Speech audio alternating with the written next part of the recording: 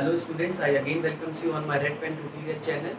आज का video lecture students जो पेरेन और हेंडल की थ्योरी थी उसको हम आगे बढ़ाते हैं। इससे पहले वाले वीडियो लेक्चर्स में आप जाके देख सकते हैं कि वो पेरेन हेंडल ने क्या पोस्टुलेट्स दिया था और मिलर और यूरी द्वारा उस पहले पोस्टुलेट्स को प्रूव भी किया गया था कि फर्स्ट जो सिंपल इनऑर्गेनिक सब्सटेंस है उनसे क्या बन सकता है, ऑर्गेनिक मॉलिक्यूल्स बन सकता है। आज के वीडियो लेक्चर्स में हम लोग पढ़ने जा रहे हैं उसके आगे की बातें। और वो आगे की बातें क्या है? Formation of molecular aggregates.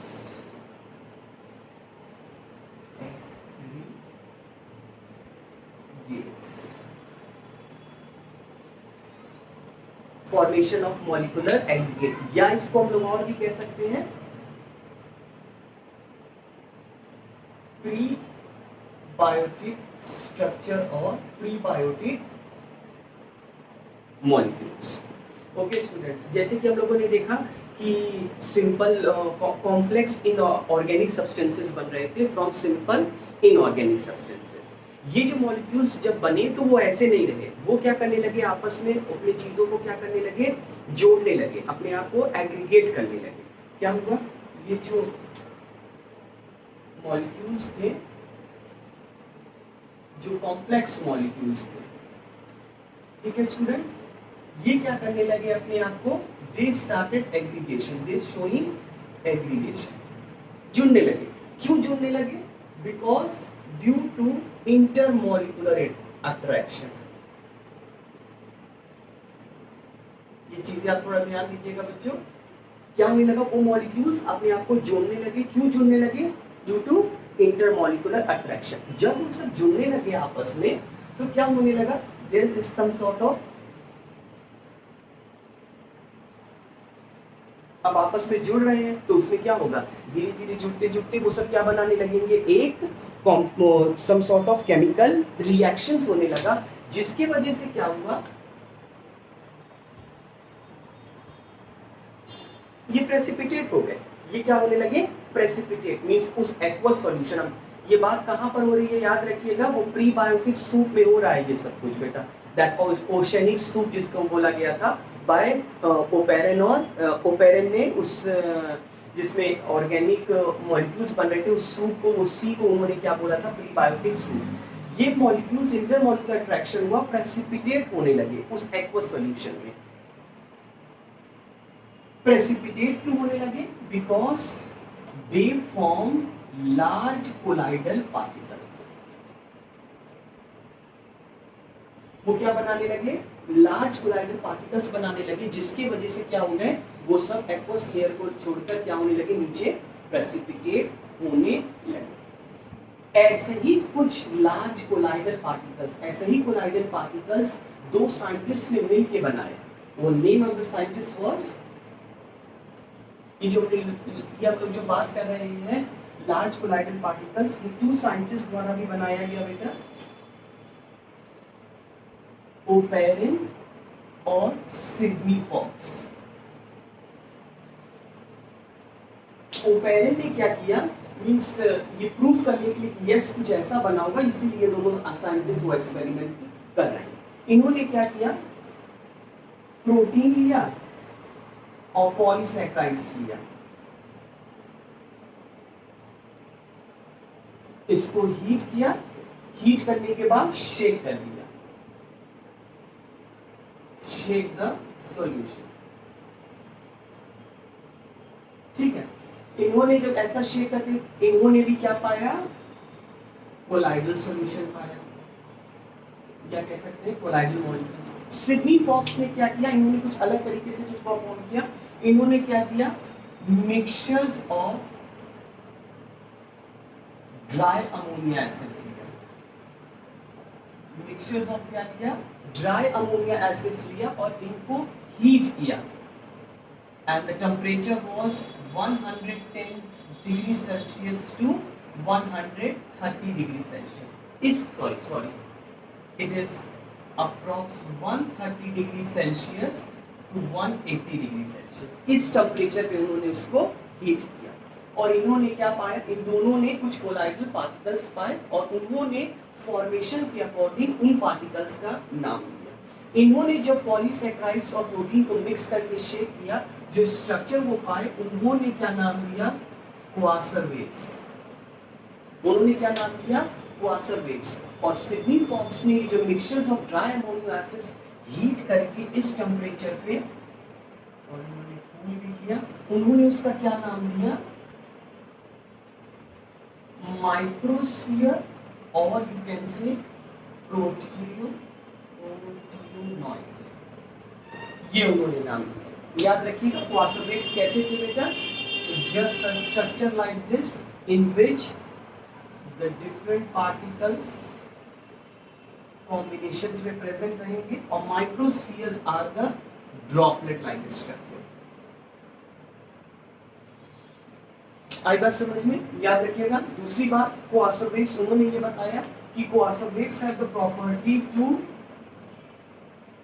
Grow, microspheres have property to form bird like structures. आगे ये बात पता चली बेटा कि ये जो क्वासरवेट्स थे, ये जो क्वासरवेट्स थे ये एज सच नहीं थे बेटा, they are present in various structures, various combinations में प्रेजेंट थे। हम क्या कह सकते हैं, they are present in various combinations. कैसे कॉम्बिनेशंस, किस किस के कॉम्बिनेशंस के थे, आप कह सकते हैं वेरियस प्रोटीन के थे, न्यूक्लियोप्रोटीन्स के थे।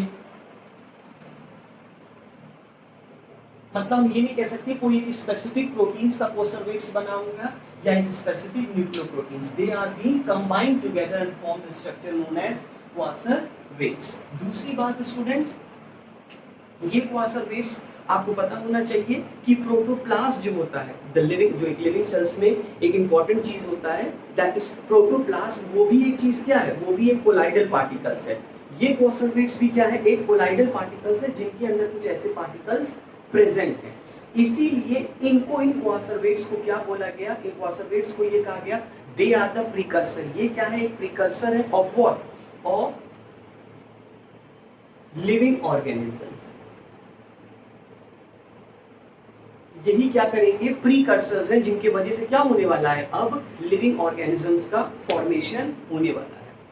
और इन्होंने इसी लिविंग स्ट्रक्चर्स को, ये जो क्वासरवेट्स हैं जो बन के आगे एक लिविंग सेल्स को बनाने वाले हैं, इन्होंने इसको क्या नाम दे दिया,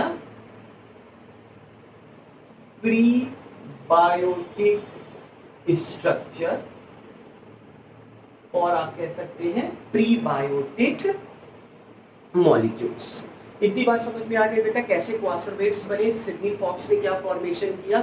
याद रखिएगा coacervates was given by Oparin, Sidney Fox given the microspheres. और यही क्वासरवेट्स अलग अलग कॉम्बिनेशन, अलग अलग प्रोटीन के कॉम्बिनेशन में, अलग अलग न्यूक्लियो प्रोटीन के कॉम्बिनेशंस में पाए जाते थे।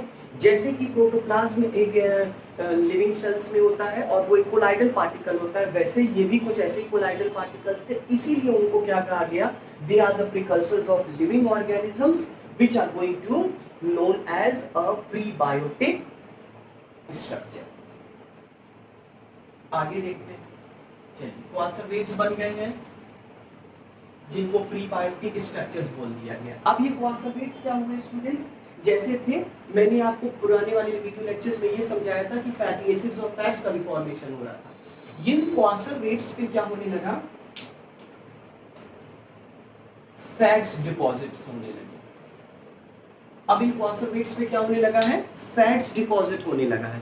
ठीक है, ये फैट्स डिपॉजिट होने की वजह से जो इनके अंदर के पार्टिकल्स थे, अब ये क्या करने लगे हैं, आपस में जुड़ने लगे हैं। और क्या होने लगा है, केमिकल रिएक्शंस होने लगा है। मींस हम क्या कर सकते हैं, फैट्स क्या करने लगा है, सरफेस पे एक्युमुलेट करने लगा है, जिसकी वजह से इनसाइड पार्टिकल्स क्या होने लगे हैं, दे स्टार्ट टू एग्रीगेट और कंबाइन। एग्रीगेट करने की वजह से क्या होने लगा है, डिफरेंट केमिकल रिएक्शंस होने लगा है। आई बात समझिए, इन केमिकल रिएक्शंस की वजह से क्या हो रहा है, ये जो प्रीबायोटिक सूप थे उसमें से क्या करने लगे हैं, कुछ है वो अपने लिए फूड कलेक्ट करने लगे। वो प्रीबायोटिक सूप या ओशनिक सूप था, उसमें से वो सब सूप कलेक्ट करने लगे हैं, फूड खान लेने लगे हैं, और हाँ, they collecting the food from the prebiotic soup. उस प्रीबायोटिक सूप से वो क्या करने लगे, अपने लिए एनर्जी लेने लगे हैं। और इस स्ट्रक्चर को, इस चीज को पहली बार इस क्वासर्वेट्स को, जो ये ऐसा फंक्शन परफॉर्म कर रहे थे, उनको क्या बोला गया, they are consider as anaerobic heterotrophs. इनको क्या बोला गया, they are being consider as anaerobic troph. फिर से सुन लीजिए बच्चों, जो कॉन्सर्वेट्स थे उन पर क्या होने लगा, फैट्स मॉलिक्यूल डिपॉजिट होने लगे, जिसकी वजह से क्या होने लगा, वो एग्रीगेट करने लगे। मींस क्या होने लगे, आप देख सकते हैं उनके अंदर क्या होने लगा, केमिकल रिएक्शंस होने लगा इस एग्रीगेशन की वजह से। अब क्या होने लगे, ये प्रीबायोटिक सूप से, एनवायरनमेंट से क्या करने लगे, अपने लिए फूड और एनर्जी लेने लगे, जिसकी वजह से क्या हुआ, दे स्टार्टेड ग्रोइंग आल्सो। अब वो क्या होने लगा, शेप उनका और बड़ा होने लगा। आई बात समझ में, इस स्ट्रक्चर को जिसमें वो ग्रो कर रहे हैं, प्रीबायोटिक सूप से अपने लिए एनर्जी ले रहे हैं without in the presence of oxygen, इसको क्या बोला गया, फर्स्ट एक सेल डेवलप हो रहा है जिसका नाम दिया गया एनएरोबिक हेटेरोट्रॉप्स। आई बात समझ में। दूसरी बात बेटा,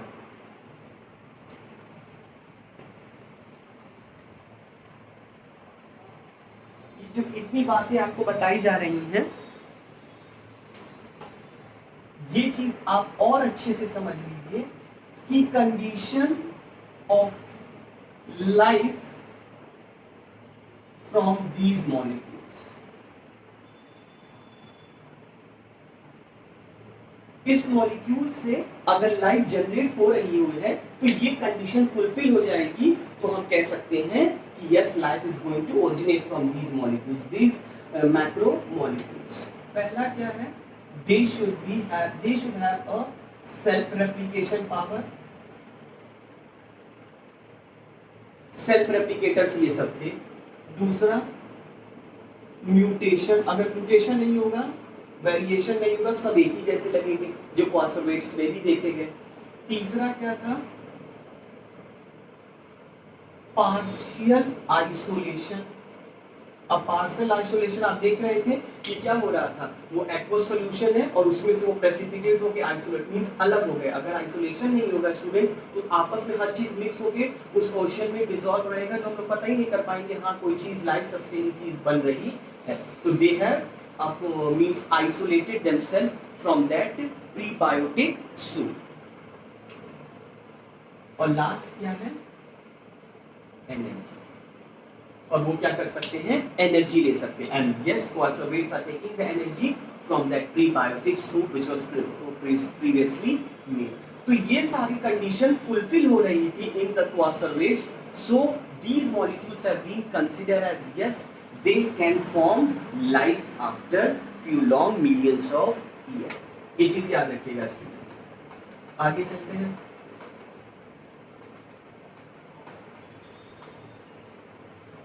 अब प्रीबायोटिक स्ट्रक्चर्स बन गया, क्वासर्वेट्स हो गया, उनकी प्रॉपर्टी पता चल गई।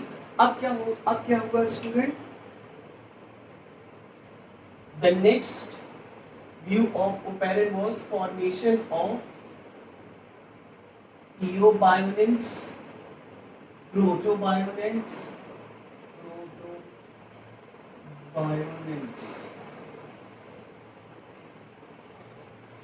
इयोबायोनेंट्स, प्रोटोबायोनेंट्स।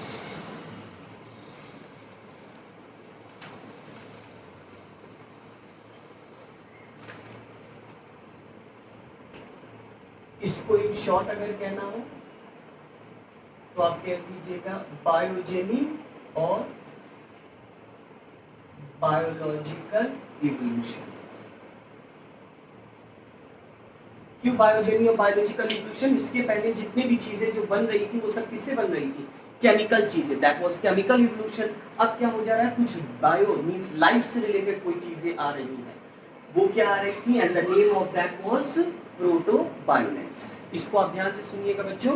क्या हुआ, क्वासर्वेट्स के अंदर, इनसाइड द क्वासर्वेट्स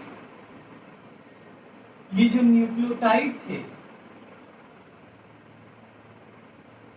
आपको पहले भी बता गया कि उसके अंदर डिफरेंट न्यूक्लियोप्रोटीन प्रोटीन अपना some sort of chemical reactions कर रहे थे, ठीक है। ये क्या करने लगे, न्यूक्लियोटाइड्स कंबाइन करके क्या बनाने लगे, they started forming nucleic acids. ये न्यूक्लिक एसिड क्या, न्यूक्लियोटाइड्स कंबाइन करके उसी क्वासोवेट्स में क्या बना रहे हैं, न्यूक्लियोटाइड बना रहे हैं। प्रोटीन भी उसके अंदर प्रेजेंट था, न्यूक्लिक एसिड भी बन गया। अब ये दोनों मिलकर क्या बनाने लगे, न्यूक्लियोप्रोटीन्स बना दिए। मींस आप देख रहे हैं क्वासोवेट्स में डिफरेंट ये जो रिएक्शंस थे, डिफरेंट मैक्रोमोलेक्यूल्स थे, वो कंबाइन करके न्यूक्लियोटाइड्स बनाए। न्यूक्लियोटाइड्स आपस में कंबाइन करके क्या बना दिए, न्यूक्लिक एसिड। ये न्यूक्लिक एसिड प्रोटीन से रिएक्ट करके क्या बना दिए, न्यूक्लियोप्रोटीन बना दिए। जैसे कि ये न्यूक्लियोप्रोटीन बना है, ये मार्क क्या करता है, ये एकदम एक कॉन्ट्रास्टिंग फीचर्स है कि क्या बन रहा है, एक जेनेटिक मटेरियल बनाने की चीज बन रही है, which mark that yes some sort of life is going to originate. Why? Because some sort of genetic materials which is required for the formation of life is being made. एक ही बात समझ में आ गई। ये चीज जो एक प्रोटीन है, न्यूक्लियोप्रोटीन्स है जिस क्वासोवेट्स में, और वो एक जेनेटिक मटेरियल बना रहे हैं, इन चीजों को क्या बोला गया, दे आर कॉल्ड एज प्रोटोबायोनेंट्स, और आप कह सकते हैं इयोबायोनेंट्स। इन्हीं को कहा गया जिसमें क्या हो रहा हो, न्यूक्लिक एसिड्स प्रोटीन हो, न्यूक्लिक एसिड्स रिएक्शन कर रहे हो, एक सरफेस स्ट्रक्चर बना हुआ है लिपिड बाइलेयर का as in the form of coacervates. इन चीजों को क्या बोला गया, प्रोटोबायोनेंट्स। दूसरी बात क्या था बेटा, इन्हीं प्रोटोबायोनेंट्स से फर्स्ट सेल ओरिजिनेट कहा गया। यही क्योंकि they are forming a genetic material, इन्हीं से क्या बोला गया, फर्स्ट सेल बना होगा, और वही किस में डिस्टिंग्विश हो गया होगा, यूकैरियोटिक और प्रोकैरियोटिक में बन गया। इतनी बात समझ में आ गई होगी। यही जो बने हुए प्रोटोबायोनेंट्स हैं, इन्हीं से फर्स्ट सेल्स बनने की वो क्षमता हुई होगी जो यूकैरियोटिक और प्रोकैरियोटिक सेल्स में डिफरेंशिएट हो रहे होंगे। अब हम लोगों ने देखा बायोलॉजिकल भी देख लिया। अच्छा, biologically yes something related to biology has been means life has been form. अब आते हैं एक इंपॉर्टेंट टॉपिक पे, तीसरा पॉइंट है कोजेनी। कोजेनी I think it is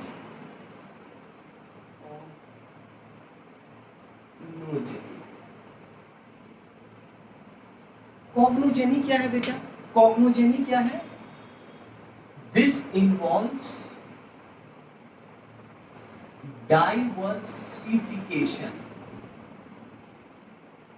which led to the formation of या evolved prokaryotic and eukaryotic cell।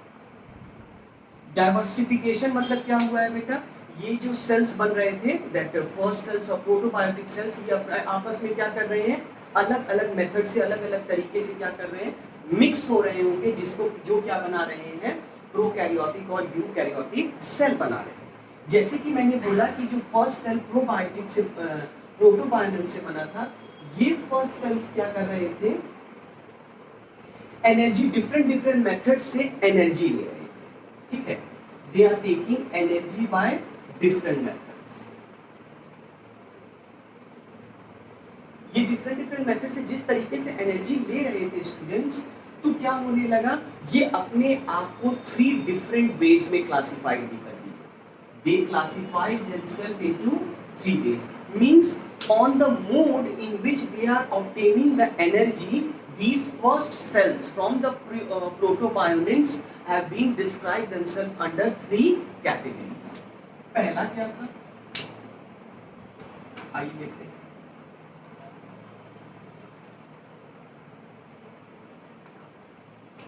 First is your chemoheterotrophs। जैसा कि मैंने पहले भी बता दिया था, दैट वो जो एनाएरोबिक हेटरोट्रॉप्स मैंने बढ़ाया था, उनकी प्रॉपर्टी क्या थी? They are taking the food from the prebiotic soup. Means वही चीज यहाँ पर है, ये जो कीमो हेटरोट्रॉप्स थे, they are also called as anaerobic. They are anaerobic chemo heterotrophs. Means क्या थे? ये जो प्रीबायोटिक सूट्स थे उसमें chemicals, they are using chemicals as a source of their food and providing energy from themselves. लेकिन they are utilizing the food in the form of chemicals which are present in that soup. लेकिन बेटा ये ज्यादा दिन तक नहीं चल पाया, क्यों? क्योंकि as these chemotrophs are continuously using the chemicals or the organic materials from the soup, तो वो भी धीरे धीरे क्या होने लगा? डिप्लीकेट होने लगा, कम होने लगा, जिसकी वजह से few chemoheterotrophs change themselves into chemo autotrophs. अब वो किसमें अपने आप को चेंज कर लिए? कीमो ऑटोट्रॉप्स में चेंज कर लिए।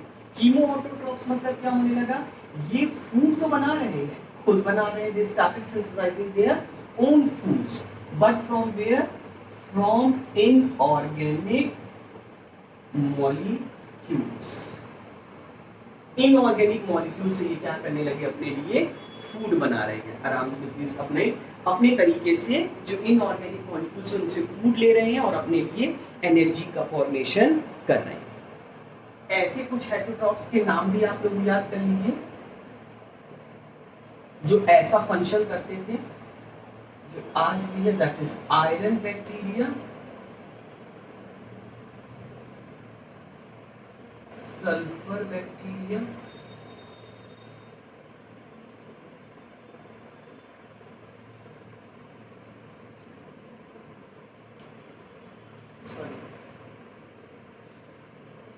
it is sulfate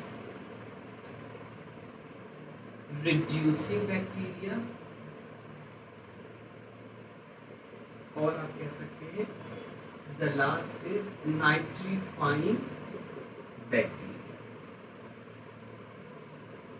As these are only utilizing the inorganic substances as their food and utilizing the energy, they have been classified and they are named accordingly: iron bacteria, sulfate reducing bacteria, and the last is nitrifying bacteria, which exists today also. Now आगे चल के क्या हुआ? ये जो chemo autotrophs थे, they are starting using the inorganic molecules for this formation. आगे चल के ये हुआ कि इन्हीं कीमो ऑटोट्रॉप्स में कुछ ऐसी चीजें डेवलप हो गई, मींस कीमो ऑटोट्रॉप्स में क्लोरोफिल डेवलप होने लगा। उसमें क्या डेवलप होने लगा? क्लोरोफिल डेवलप होने लगा। जैसे कि उन्हीं हेटरोट्रॉप्स में क्लोरोफिल डेवलप होने लगा, now they change themselves into phototrophs. मतलब अब वो क्या लेने लगे हैं? वो सब वाटर लिए, कार्बन डाइऑक्साइड लिए, under the presence of solar energy from the sun, they start forming food by them own self and they are called as photo autotrophs. ये पहली बार पता चला कि यस, कुछ ऐसी चीजें भी बन रही हैं जो क्या है? सोलर एनर्जी को ट्रैप कर रही है, कार्बन डाइऑक्साइड वाटर के प्रेजेंस में क्या बना रही है? फूड बना रही है। जिस ऐसे कुछ सब्सटेंसेस जो बन रहे थे, जो यूनिसेलुलर ऑर्गेनिजम्स थे स्टूडेंट्स, वो क्या करने लगे? अपने यूनिसेलुलर सेल्स के सेल्स अपने आप को एग्रीगेट करने लगे, मिलाने लगे, ढेर सारी कॉलोनीज बनाने लगे। इन कॉलोनीज के अंदर क्या होने लगा? डिफरेंशिएशन आने लगा, तो डिवीजन ऑफ लेबर आने लगा, मींस काम को अलग अलग तरीके से जोड़ने लगा, सब कुछ आपस में मिलते जा रहे हैं, तो उनके अंदर क्या होने लगा? धीरे धीरे सेल डिफरेंशिएशन होने लगा, सेल अपने आप को अलग अलग फंक्शनिंग करने लगे, डिवीजन ऑफ लेबर शो होने लगा, which change this unicellular organism into a multicellular organism. और last point, through the multicellular is the formation of eukaryotes. जैसे कि हमने देख रखा प्रोटोबायोनिम्स और ये सब कैसे वर्क कर रहे हैं, these are prokaryotics, and now the formation of eukaryotes. जो फॉर्मेशन ऑफ यूकैरियोट्स है, आपको मैंने पहले भी बताया है कि प्रोबायोलेंट्स बने थे, प्रोटोबायोलेंट्स, यूबायोलेंट्स बने थे, which led to the formation of prokaryotic. कुछ ऐसा फंक्शन हुआ होगा, ये प्रोकैरियोट्स किसको बनाए होंगे, यूकैरियोट्स को बनाए होंगे, ठीक है। और वो जो तीनों, वो कुछ हम कीमो हेटेरोट्रॉप्स और फोटो हेटेरोट्रॉप्स, उनकी मदद से ये चीज ऐसा फॉर्मेशन हो रहा है। कैसे हो रहा है, बाय टू मेथड्स। या तो क्या हुआ होगा, सिम्बायोटिक एसोसिएशन हुआ होगा, या तो इनवैगिनेशन हुआ। सिम्बायोटिक एसोसिएशन से कैसे बने होंगे यूकैरियोट्स, ध्यान दीजिएगा स्टूडेंट्स। सिम्बायोटिक एसोसिएशन में कुछ ऐसा हुआ होगा, जो प्रीडेटर, जो खाने वाले प्रोकैरियोट्स थे, उनके अंदर क्या हुआ होगा, एरोबिक बैक्टीरिया एंगल्फ कर लिए होंगे, ठीक है। कौन, दीज प्रीडेटर या primitive predator prokaryote. Primitive predator prokaryotes, इनके अंदर क्या आ गए होंगे, बाय सिम्बायोटिक एसोसिएशन की वजह से, कि तुम हमको ऑक्सीजन प्रोवाइड करो, हम तुमको क्या करेंगे, फूड प्रोवाइड करेंगे, जिसकी वजह से they start living together.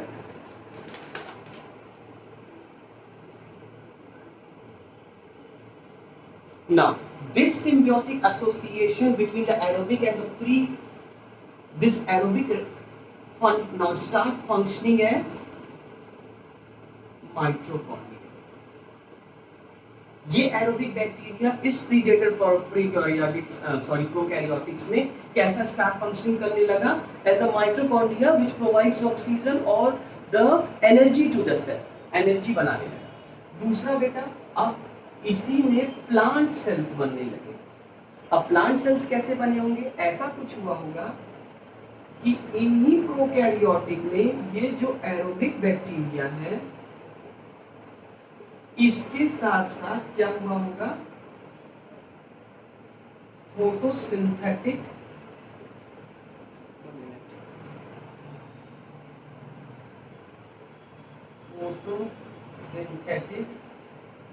Blue green algae आ गए होंगे।